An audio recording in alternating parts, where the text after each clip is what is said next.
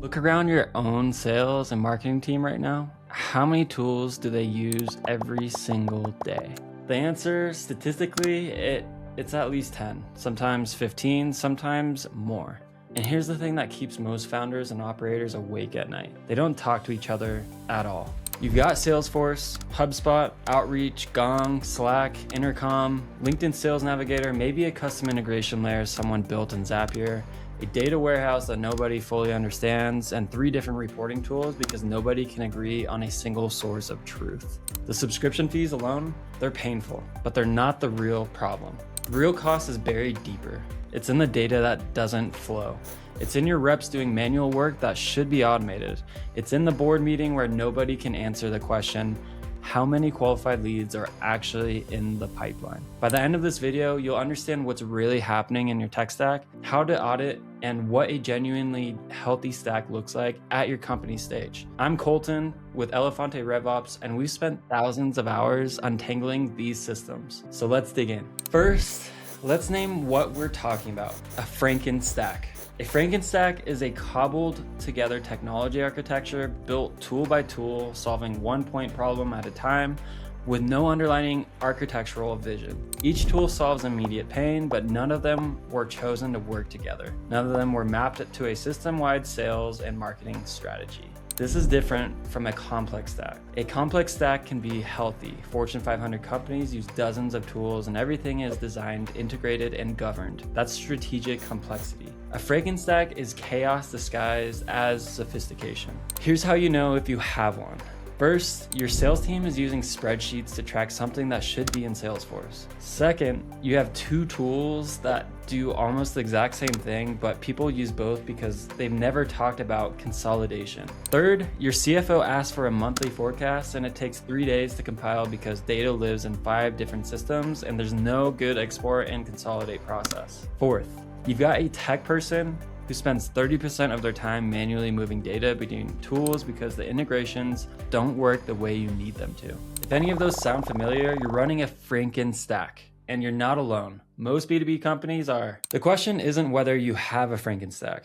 The question is, how much is it actually costing you? That's where the 4 real costs come in. Let me break down the 4 costs that most leaders never measure or attribute to their stack. Cost number 1, financial waste. This one's the most obvious, but people still get it wrong. You're not just paying for each tool. Yes, HubSpot is $500 a month. Yes, Outreach is $1,000 a month. Yes, your data warehouse is $2,000, but then there are tools you're not using or using 30% of their potential. We worked with a client doing $18 million in ARR. They were paying for 4 different reporting tools, 4. Not because they needed 4, because different people on that team had requested them at different times and nobody ever turned them off. That was $28,000 a year in pure waste. But here's the thing, that's just waste you can see. Here's also the cost of unused licenses, overages you're paying for because the tool doesn't integrate, so you're running duplicate processes, and the cost of training people on tools they don't need. Cost number 2, data fragmentation. This is where Frankenstack gets expensive in a way you can't see on a spreadsheet. When your tools don't integrate cleanly, your data lives in silos. A lead comes in from LinkedIn, it syncs to HubSpot, but your sales team needs to see Gong call recordings, so they hop into Gong. Then they need to add notes in Outreach. Then someone asks, do we have contact information for this account? And nobody knows if the freshest data is in HubSpot, Salesforce, or LinkedIn. This creates 3 problems. First, your reps spend time looking for information instead of using it. The typical enterprise, that's 2 to 3 hours per week of wasted motion per rep. Second, your data quality tanks because when data is siloed, it doesn't get cleaned. One system thinks the company name is Acme Corp. Another thinks it's Acme. Now your reporting is off 15%. Third, you can't see the full customer journey. A prospect interacts with your content, that goes one place. They attend a webinar, that's another. They get a cold email, that's a third system. But nobody has a unified view of all 3 touch points, so your sales and marketing teams aren't actually coordinating. Cost 3, rep productivity loss. Let me ask you something, how much time does your average sales rep spend actually selling versus managing their tools? If you've got a Frankenstack, that number is probably shocking. We did a time audit with a sales team of 12 people at 12 million ARR company. On average, each rep was spending 5 hours per week on administrative work related to their tech stack. That's 240 hours per year per rep. With a fully loaded rep cost of $200K, that's $23,000 in productivity loss per rep per year. Times 12 reps, that's $250,000, and it's not showing up anywhere on your P&L. Why? Because your reps are manually entering the same data into 2 systems, copying emails from one tool to another, running reports in 3 different places because they don't trust the integration, waiting for Zapier automations to sync, which sometimes fail, searching for the right tool to do a task because nobody documented which tool does what. In a healthy stack, this doesn't happen. Your reps use the system talks, data flows, they sell. Cost 4, leadership blind spots. Here's the one that scares me the most when I talk to founders. A Frankenstack creates a situation where leadership cannot see what's actually happening in the business. You ask your VP of sales, how many qualified opportunities are in stage 2? They say, let me check, Salesforce. You get back a number, but you don't know if that number includes deals tracked in HubSpot because those systems don't have a clean relationship. You don't know if the qualified definition is consistent between reps. You don't know if Gong found a reason to disqualify a deal that Salesforce doesn't know about. So you make decisions on incomplete information. You approve a hiring plan based on a pipeline number you can't fully trust. You set quarterly targets on forecasts that are 15% off because of data fragmentation. This compounds. Miss 3 quarters in a row because your data visibility was bad and you've just destroyed board confidence. Delayed fundraising or missed your growth targets. That's a leadership blind spot, and it starts with a Frankenstack. So how does this happen? Nobody wakes up and says, let's build a Frankenstack. It happens through a pattern, and once you see it, you'll see it everywhere. Step 1, the reactive purchase. Your sales team is struggling with outreach, so you buy outreach. Your marketing team needs better lead scoring, so you buy a marketing automation platform. A rep is losing deals because they can't remember call notes, so you buy Gong. Each decision is logical. Each tool solves a real problem, but there's no one person asking, does this integrate with what we already have? Does this fit into a larger architecture? Step 2, no clear ownership. Here's what makes it worse. Nobody owns the stack as a whole. The VP of sales picked outreach. The VP marketing picked the marketing platform. The CEO heard about Gong at a conference. Finance is running some old system for revenue recognition. There's no RevOps leader, no CRO, no person accountable for does all this work together. So each tool gets implemented in isolation. And because there's no central architecture, integrations are done ad hoc, usually with a third-party tool like Zapier that's held together with duct tape and prayers. RIP. Step 3, shadow IT and workarounds. When the main stack doesn't do what people need, they find workarounds. A team lead buys a tool with their department budget that does something the main stack should do but doesn't. That's shadow IT. Reps use spreadsheets to track things because the workflow is faster in Excel than in Salesforce. That's a workaround. Now, you've got an unofficial system running parallel to your official system, and they're not in sync. This is how a 10-tool Frankenstack becomes a 12-tool Frankenstack, becomes a 15-tool Frankenstack, not through planning, through entropy. Okay, so you think you might have a Frankenstack. What do you actually do about it now? The first step is an honest audit. Here's the framework we use at Elefante RevOps. Step 1, categorize by function. List every tool your organization uses, not just the ones you're proud of, all of them. Create a spreadsheet.